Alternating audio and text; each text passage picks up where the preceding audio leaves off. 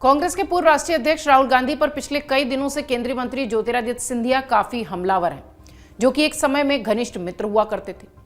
इतना कि कांग्रेस में रहते हुए सिंधिया राहुल की कोर टीम के अहम सदस्य थे। प्रियंका भी उनसे अपने भाई की तरह व्यवहार करती थी। दोनों परिवारों के बीच ये दोस्ती 2 पीढ़ियों की थी।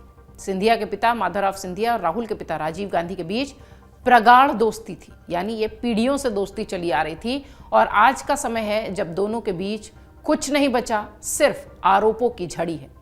इस रिपोर्ट में आपको बताते हैं कि कैसे राहुल और ज्योतिरादित्य की दुश्मनी बढ़ती चली गई और दोस्ती कैसे दुश्मनी में बदल गई। क्यों राहुल गांधी पर हमलावर हैं ज्योतिरादित्य सिंधिया।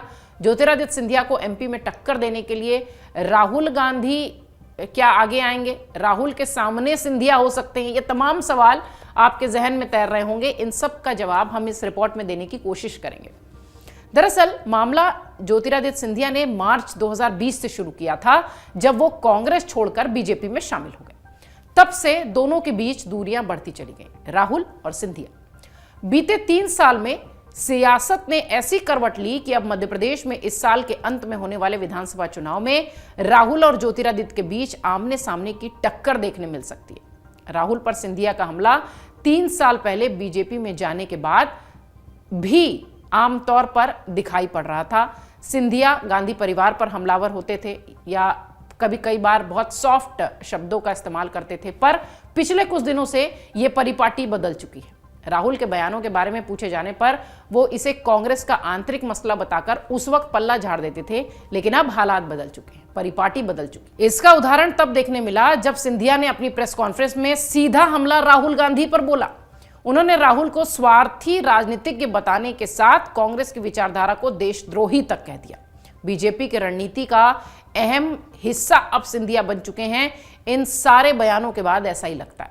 राहुल को लेकर सिंधिया के आक्रामक रुख के तार एमपी में इस साल होने वाले विधानसभा चुनाव से जोड़े जा रहे हैं, क्योंकि प्रदेश में एंटी इनकम्बेंसी से जूझ रही बीजेपी को इस बात का अंदाजा है कि इस बार मुकाबला बेहद कड़ा होने वाला है। एमपी में समाज के कई तबकों, खासकर युवाओं में बीजेपी सरकार के प्रति नाराजगी की आशंका जताई जा रही है। दूसरी ओर राहुल गांधी की भारत जोड़ो यात्रा को मध्य प्रदेश में मिले समर्थन से भी बीजेपी घबराई है। उसे डर है कि युवाओं के वोट बैंक का एक बड़ा हिस्सा कांग्रेस के पक्ष में जा सकता है। इसे ही देखते हुए बीजेपी चुनाव में सिंधिया को बड़े पैमाने पर आगे बढ़ाएगी, ऐसा माना जा रहा है। और राहुल के सामने सिंधिया होंगे मध्य प्रदेश की जमीन पर। इसमें कोई शक नहीं कि 3 राज्यों में सिमट चुकी कांग्रेस एमपी में सत्ता में वापसी के लिए कोई कसर नहीं छोड़ेगी। यह भी करीब करीब तय है कि चुनाव अभियान में राहुल गांधी की अहम भूमिका होगी। आपको याद होगा, भारत जोड़ो यात्रा के दौरान राहुल गांधी ने कहा था कि मैं दावे से कह सकता हूं कि एमपी में अब कांग्रेस आएगी। इसीलिए माना जा रहा है कि युवाओं को लुभाने के हिसाब से राहुल गांधी एमपी चुनाव में खासा सक्रिय दिखाई पड़ेंगे। बीजेपी के पास उनसे मुकाबला करने के लिए कोई युवा चेहरा नहीं है। बचते कौन है? ज्योतिरादित्य सिंधिया। दूसरी ओर युवाओं के बीच सिंधिया की जो लोकप्रियता है वो भी जगजाहिर है। पिछले विधानसभा चुनाव में कांग्रेस के अच्छे प्रदर्शन का श्रेय भी काफी हद तक सिंधिया को मिला। ये बात और है कि 15 महीने बाद कांग्रेस सरकार के पतन की वजह भी वही बने थे। उन्होंने 15 महीने की सरकार को गिरा दिया था जब 22 विधायकों के साथ बीजेपी में शामिल हो गए। ऐसे में बीजेपी राहुल की काट के लिए सिंधिया पर बड़ा दाव खेल रही है, ऐसा राजनीतिक पंडित मान रहे हैं।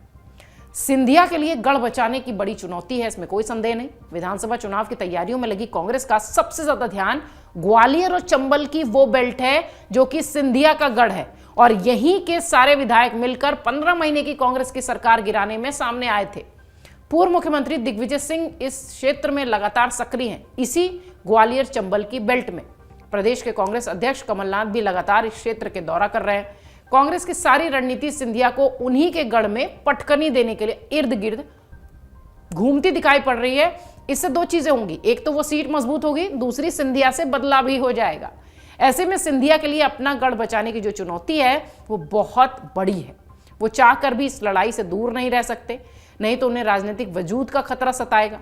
कांग्रेस से मुकाबले के लिए उन्होंने खुद मोर्चा संभालना ही सही समझा है और अपने पुराने दोस्त से टक्कर लेना उनकी अब मजबूरी हो गई है। तो वो ज्योतिरादित्य सिंधिया जो पहले राहुल गांधी पर बहुत सॉफ्ट थे और कहते थे कि उनका इंटरनल मामला है, पार्टी का इंटरनल मामला है, वो ज्योतिरादित्य सिंधिया अपने पुराने दोस्त पर आज हमला करने के लिए मजबूर हैं। वजह बहुत सारी है। बीजेपी की स्ट्रैटेजी अपना राजनीतिक कद बचाए रखना, और दूसरा ग्वालियर और चंबल की जो बेल्ट है उसमें अपने अस्तित्व को बचाए रखने की जो लड़ाई है वो इस वक्त सिंधिया के कंधे पर है मध्य प्रदेश में। इसलिए ये कहा जा रहा है कि अपने पुराने दोस्त पर ज्योतिरादित्य सिंधिया हमला करने से अब चूक नहीं रहे। अमर उजाला अब आपके टीवी पर भी। अपने स्मार्ट टीवी पर YouTube पर सर्च करें अमर उजाला, चैनल सब्सक्राइब करें और देखें ताजा खबरें, वो भी HD क्वालिटी में। और हाँ, बेल आइकन दबाना ना भूलें ताकि हर खबर हो आपके घर। अमर उजाला, निष्पक्ष, निर्भीक, निरंतर।